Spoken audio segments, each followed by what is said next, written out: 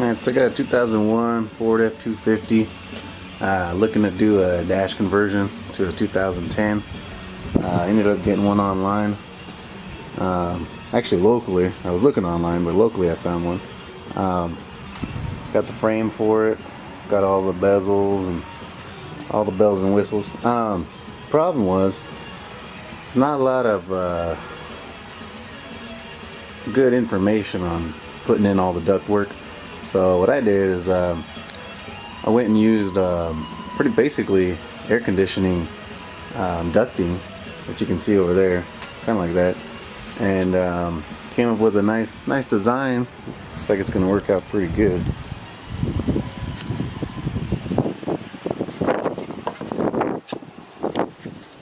So all I did here is I removed the dash, which I have on the side. Here's all the wiring you can see. The problem is on these, which you probably know, is everything shifts over to the left.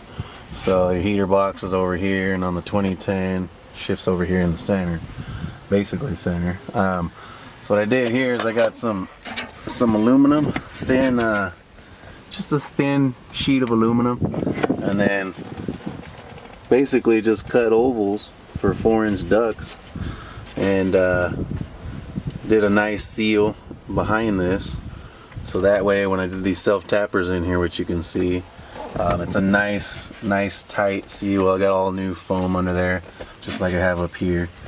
And this here, if you look, it's basically an air conditioning duct from for your home, for the house. You can find them at Home Depot, and it was a box shape, which I needed. I just had to add a filler plate on the bottom, just aluminum filler plate, and then added a filler plate up here on top. I just put duct tape on it just to kind of make it look better, but I sealed it all in with ducting, strong aluminum ducting tape, which is very strong. And I did some self-tappers over here to add a little lip over here, because it needed to be, the box opening is about 7 inches, 7 by 5 I think it was. And so now this will adapt to the newer ducting for the updated dash. These are round 4-inch, and what I did is I adapted the duct that hooks into your ductwork over there right onto here. So this pretty much goes there, hooks in right there, and then this will fit the shape of the ductwork. Actually, this one goes over here. But yeah, so I'm gonna put the whole dash in, so you can kind of get an idea. Actually, I'm gonna do the frame, so you can get an idea of how the frame looks with the ductwork around it. But this is very easy to do. It's just time. This is very cheap. I think all the materials were like 70 bucks. And it's just time. You just gotta take a couple measurements, pull the frame in and out a couple different times, but it's not terrible, especially considering how much the kits are online. Very expensive. Alright, so here's with the dash frame installed with all the ducts. You can see how the duct works out pretty good. Once you, like I said, I showed you those adapters, basically adapting the round 4-inch collar to this square connection is about the only obstacle, but it's not terrible to do. And then this one worked out just the same way. You can see the adapter inside. And this one you had to offset it to the right of the housing, about all the way to the shoulder. But I mean, that's all you need. You just need to have a way to get the airflow from the box to the vent. And for as cheap as this stuff is, it ain't bad. Just had to bend a little bit to make room for the frame. But I guarantee this thing will blow and cold and have good pressure. Will it last forever? I don't know, but I mean, this ducting tape is real adhesive, real strong. So for what it is, I'll take it all day. But it's real easy to do. I'll post pictures online so you can kind of see the material list. but anybody can do it, that's for sure. Another thing I wanted to add is on this box, when you build this up here, the box height is it's about an inch, it's an inch and a half, and the box moves over. I mean, I just measured it, but it moves over not just about, I believe it moves over about 7 inches, and it's straight across. So 7 inches, 7 by 5, transfers over, inch and a half tall. And like I said, I just got a AC duct from Home Depot, and I basically just cut it in half.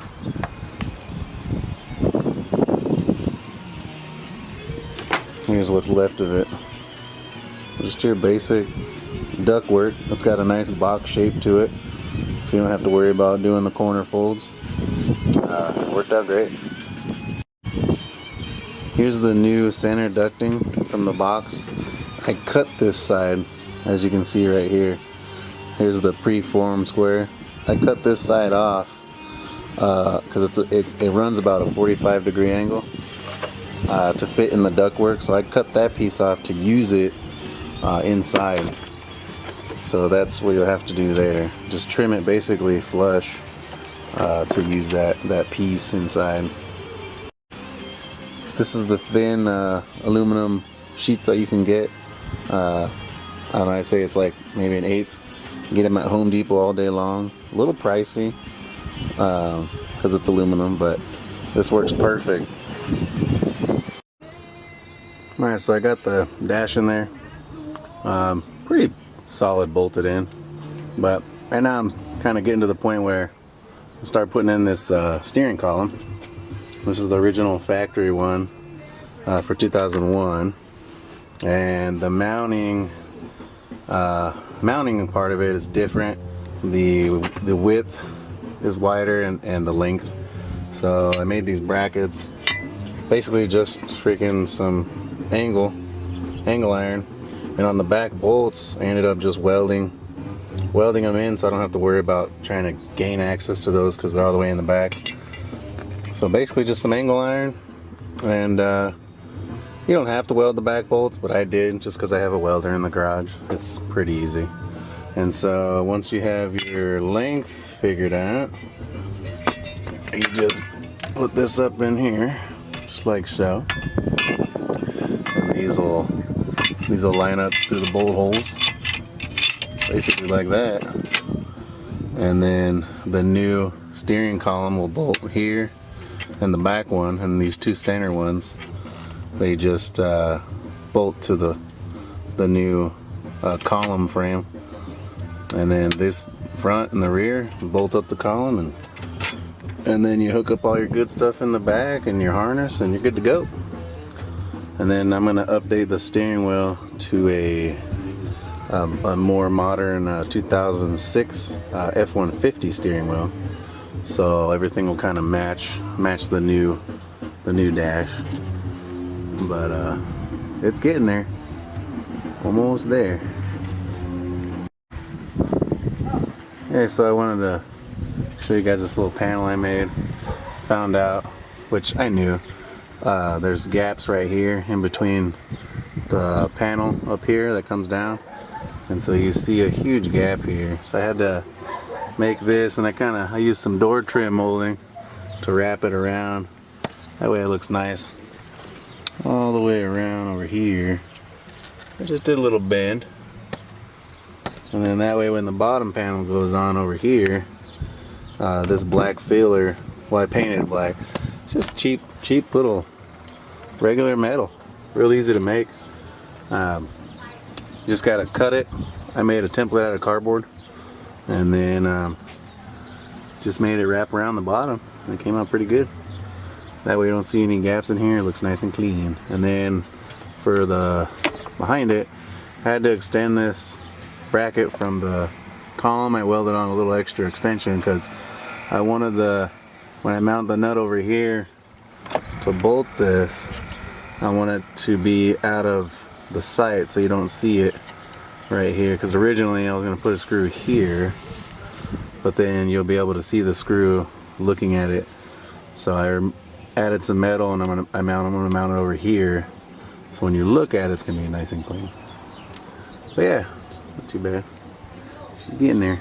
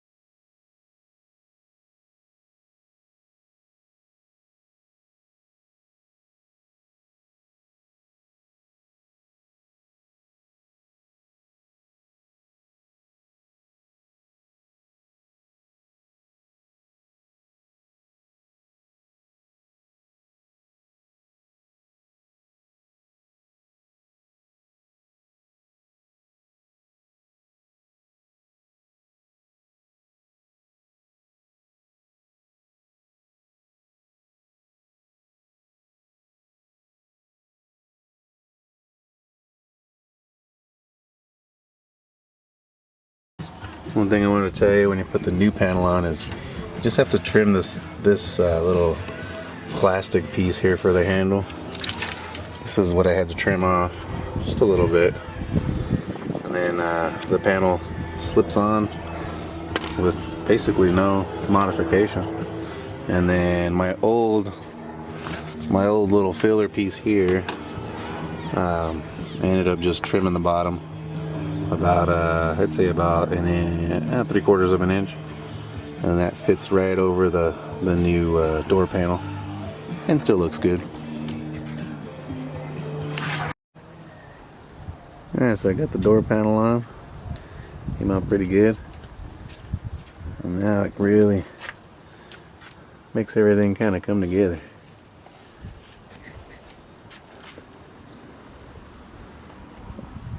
Now the last thing is I gotta figure out all my wiring. Not too bad though. Just a lock, unlock, and a window switch. But I'll go over those things once I get to that point.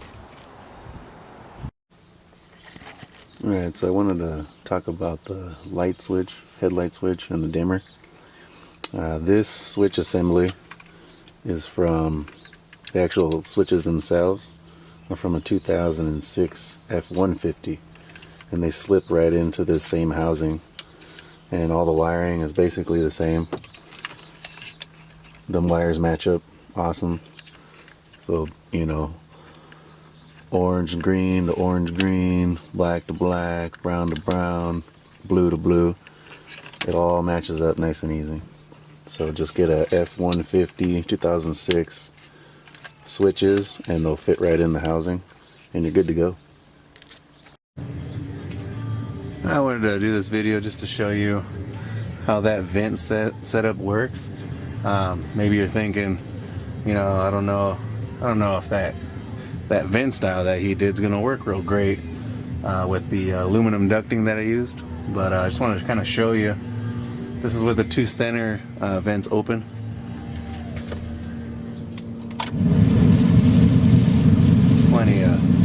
Plenty of pressure there. Feel nice blower motor pressure, no issues there. You could even open up the outside one, still plenty going on. I don't have that one open over there, but I mean, this just shows you that with that duct work that I put in there, it's gonna be all right.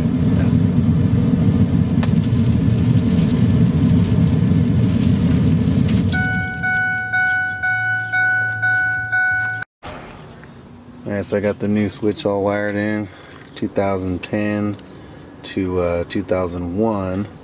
I got the lock, unlock, rewired it to where when you hit the lock button, it locks, unlocks. And I got the driver and passenger all dialed in.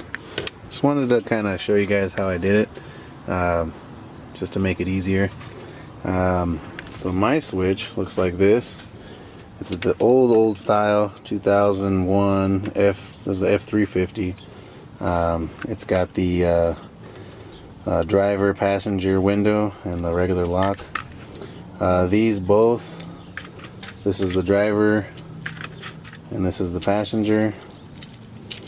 You got 4 wire on the driver and you got 5 wire on the passenger, and then this is your basic lock and unlock.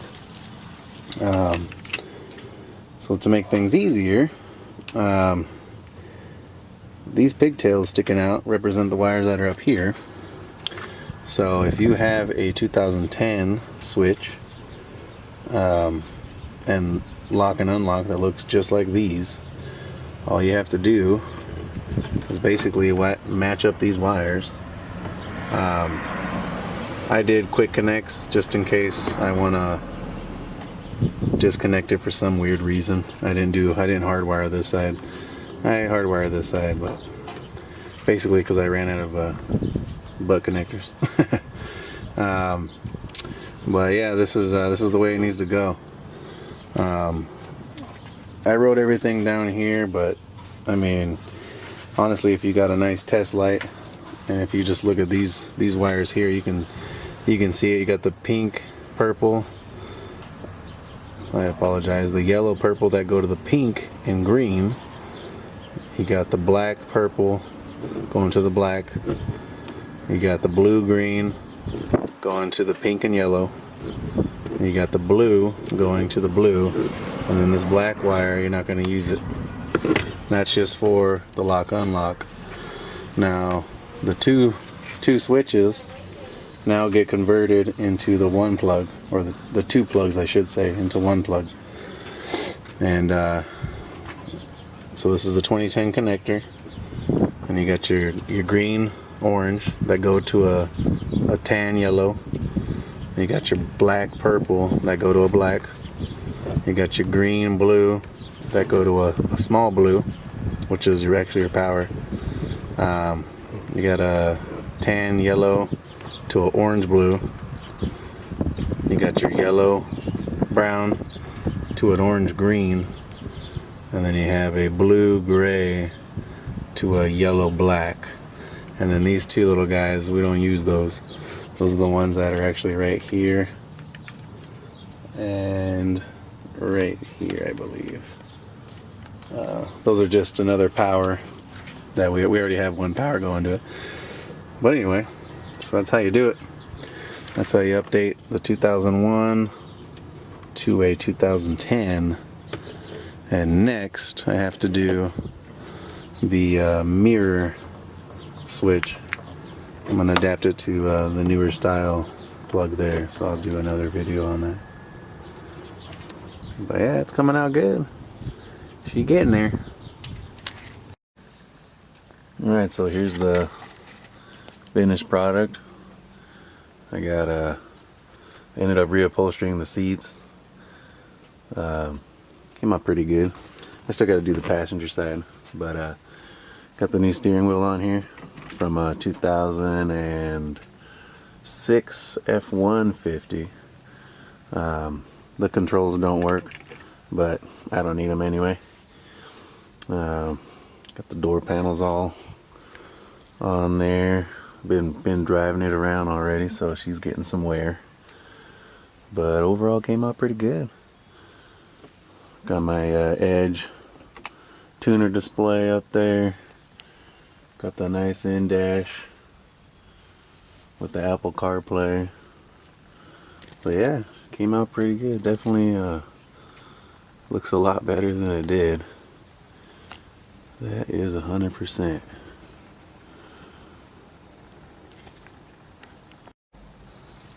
Here it is from the passenger side. Like I said, I still got to reupholster this seat, but just to give you an idea.